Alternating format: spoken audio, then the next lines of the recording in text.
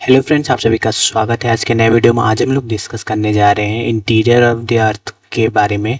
जैसे कि आप लोग जानते हैं कि इंटीरियर ऑफ द अर्थ हम लोग चैप्टर चालू किए हैं। दूसरा चैप्टर है फिजिकल ज्योग्राफी का, ये हम लोग पढ़ रहे हैं। जो इसमें हम लोग डायरेक्ट और इनडायरेक्ट सोर्सेज की कैसे हम लोग अर्थ के इंटीरियर के बारे में जान सकते हैं, उसके डायरेक्ट सोर्सेज हम लोग पढ़ चुके हैं। इनडायरेक्ट सोर्सेज का अब आखिरी जो पॉइंट है, आखिरी जो सोर्स है इनडायरेक्ट सोर्स, उसको हम लोग पढ़ने की कोशिश करेंगे इस वीडियो में और समझने की कोशिश करेंगे। वो है सिस्मिक एक्टिविटी। सिस्मिक एक्टिविटी यानी कि अर्थ से रिलेटेड एक्टिविटी। ये एक बहुत इंपॉर्टेंट सोर्स है अर्थ के इंटीरियर को जानने के लिए। इसमें हम लोग अर्थक्वेक को अच्छे समझेंगे, क्योंकि सिस्मिक एक्टिविटी यानी कि अर्थ से रिलेटेड एक्टिविटी। तो अर्थ जब शेक होता है, हिलता है, तब अर्थक्वेक आता है। तो अर्थक्वेक को ही सिस्मिक एक्टिविटी में हम लोग अर्थक्वेक को ही पढ़ेंगे, जिससे हम लोग जानेंगे अच्छे से।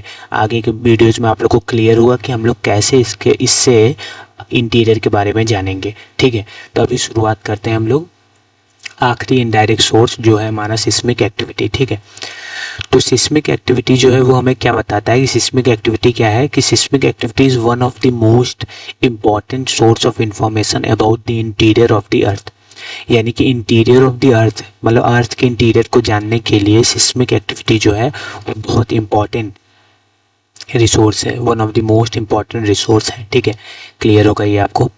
अब हम लोग समझेंगे कि सिस्मिक एक्टिविटी के अंदर अर्थक्वेक को हमें इस सोर्स में अर्थक्वेक को हमें कंप्लीट अच्छे से समझना है कि अर्थक्वेक कैसे आता है, कौन कौन से वेव एसोसिएट होते हैं इससे और क्या इफेक्ट डालता है। सब कुछ पढ़ेंगे हम लोग अर्थक्वेक के बारे में। फिर हम लोग समझेंगे कि इससे हम लोग को कैसे इंटीरियर के बारे में पता चलता है। ठीक है, तो चलिए अर्थक्वेक को शुरू करते हैं कि अर्थक्वेक होता क्या है, पहले वो हम लोग जानते हैं। तो देखिए, an earthquake in simple words में हम लोग कह सकते हैं कि shaking of the earth. Earthquake को सिंपल वर्ड्स में हम लोग कह सकते हैं कि अर्थ का शेक होना, हिलना। ठीक है, शेकिंग ऑफ द अर्थ कह सकते हैं। It is the cause due to release of energy which generate waves that travel in all direction. ठीक है, ये किस कारण होता है, तो एनर्जी रिलीज होती है। क्यों एनर्जी रिलीज होती है वो भी हम लोग आगे देखेंगे। और इससे वेव जनरेट होते हैं जो सभी डायरेक्शन में ट्रेवल करते हैं, ट्रेवल इन आल डायरेक्शन। ठीक है, अब हम लोग समझेंगे एनर्जी कैसे जनरेट होती है और अर्थ कैसे शेक होता है, अर्थ क्यों शेक होता है। तो अगला यही हम लोग समझने की कोशिश करेंगे कि why does the earth shake, क्यों अर्थ हिलता है, उसके बारे में हम लोग जानने की कोशिश करेंगे। ठीक है, चलिए जानते हैं। तो the release of the energy आकर अलोंग अ फॉल्ट, मतलब फॉल्ट के अलोंग जो एनर्जी रिलीज होती है। फॉल्ट क्या होता है सारा भी हम लोग पहले हम लोग पढ़ लेते हैं। ये जो डिस्क्रिप्शन लिखा हुआ है पहले इसको हम लोग पढ़ लेंगे। आपके लिए एक फिगर भी लाए हैं जिससे आपको समझ में आएगा। तो एनर्जी जो रिलीज होती है अलोंग अ फॉल्ट, फॉल्ट क्या है एक बार फिगर भी साथ साथ देखते चलिए। ये देख रहे हैं, ये जो क्रिस्टल पोर्शन है वो नीचे से रख गया है। तो ये जो सरकने वाला पोर्शन है जहाँ से सरका है नीचे, जहाँ फॉल्ट हुआ है उसी को फॉल्ट। ये वाला जो नीचे स्लाइड हुआ इसी को हम लोग क्या बोलते हैं, फॉल्ट बोलते हैं। ठीक है, फॉल्ट यहाँ आप लोग देख रहे होंगे। तो यहीं से एनर्जी रिलीज होती है। क्या बोला है पॉइंट में, the release of energy occur along a fault, यानी फॉल्ट के अलोंग जो एनर्जी रिलीज होती है। और फॉल्ट होता क्या है उसको हम लोग जानते हैं। A fault is a sharp break in the crystal rock, यानी कि क्रिस्टल रॉक, क्रस्ट सबसे ऊपर का होता है। अभी हम लोग स्ट्रक्चर ऑफ द अर्थ के बारे में पढ़ेंगे तो समझेंगे क्रस्ट क्या होता है। अभी तक यही आप लोग जान लीजिए कि क्रस्ट अर्थ का सबसे ऊपरी भाग होता है। तो जो क्रस्ट में वो क्रैक को डेवलप होता है। क्या लिखा है यहाँ, a fault is sharp break in colour. Fault जो होता है वो शार्प ब्रेक होता है, टूटना होता है, ब्रेक होता है क्रिस्टल रॉक में। किसमें, क्रिस्टल रॉक में। तो जैसा कि आप लोग देख रहे हैं ये हमारा क्रिस्टल रॉक हुआ पूरा ऊपर का। यहाँ सॉल्ट मतलब फॉल्ट में एक शार्प ब्रेक, देख रहे हैं एकदम शार्प नोकीला ब्रेक हुआ यानी कि टूटा, और उसी को हम लोग फॉल्ट कहते हैं। यहाँ लिखा है उसी को हम लोग क्या कहते हैं, फॉल्ट कहते हैं। ठीक है, आशा करता हूँ फॉल्ट समझ में आया होगा। तो जो ये फॉल्ट है वहीं से एनर्जी रिलीज होती है। तो हमें समझ में आया कि एनर्जी रिलीज कहाँ से होती है। तो और क्या होता है उसके आगे वो हम लोग जान लेते हैं। Rock along a fault tends to move in opposite direction. ठीक है, अब देखिए कहने क्या मतलब है कि रॉक जो है फॉल्ट के अपोजिट डायरेक्शन में मूव होता है। देखिए फॉल्ट ये हुआ है और उसके नीचे है, ये तो ऊपर ही है, ये वाला जो है क्रिस्टल पोजीशन, क्रिस्टल रॉक जो है, और ये नीचे, यानी कि वो ऊपर नहीं गया, मतलब उसी डायरेक्शन में नहीं गया, ये नीचे की तरफ है। अपोजिट डायरेक्शन में ब्रेकिंग होती है जो क्रिस्टल रॉक की होती है। क्या होता है, rock along a fault tends to move in opposite direction. जैसा कि मैं आपको पिक्चर में भी दिखाया हूँ कि अपोजिट डायरेक्शन में फॉल्ट होने के बाद जो क्रिस्टल रॉक है वो नीचे आया, और उसके ऊपर वो क्या बोल रहा है, as overlying rock straight strata जो ऊपर के रॉक हैं, press them the friction lock them together. However, their tendency to move apart at some point of time overcome the friction. As a result, the block get deformed and eventually they slide past one another abruptly. This cause a release of energy and the energy waves travel in our direction.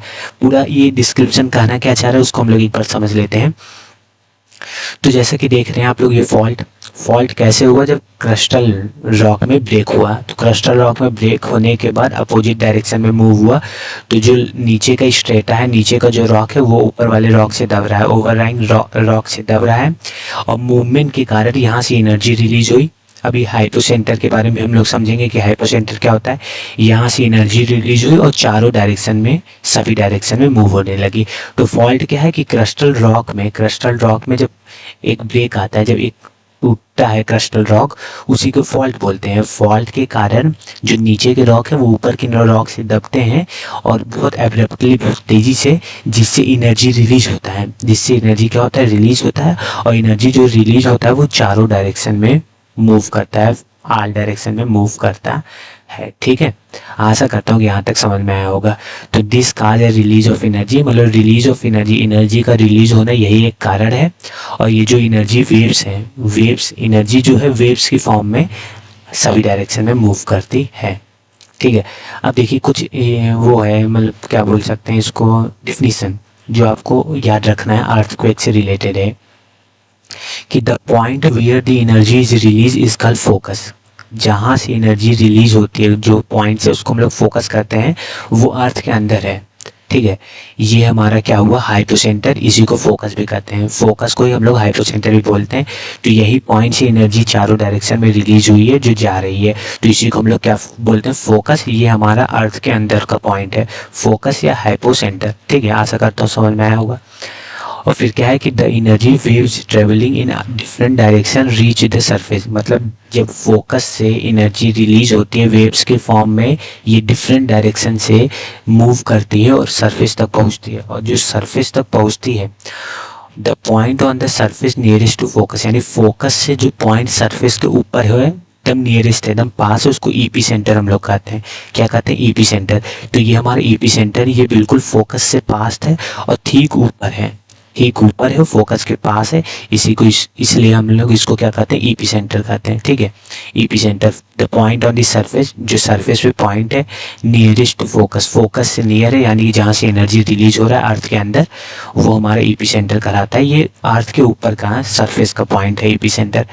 और यही it is the first one two experience the wave. ये पहला point, इस point पे जो भी आदमी होगा, अगर एक आदमी को रख के वहाँ देखें तो वो पहला वेव्स महसूस करेगा, एक्सपीरियंस करेगा। It is point directly above the focus, ये जो पॉइंट है वो डायरेक्टली अबव है, मतलब सीधे फोकस के ऊपर है, एपी सेंटर।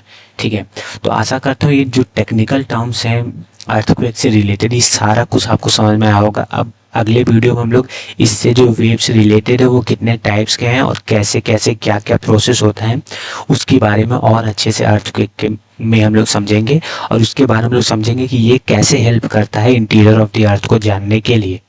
ठीक है, तो आशा करता हूँ कि आज का वीडियो आपको अच्छा लगा होगा। वीडियो को लाइक करिए, चैनल को सब्सक्राइब करिए। धन्यवाद।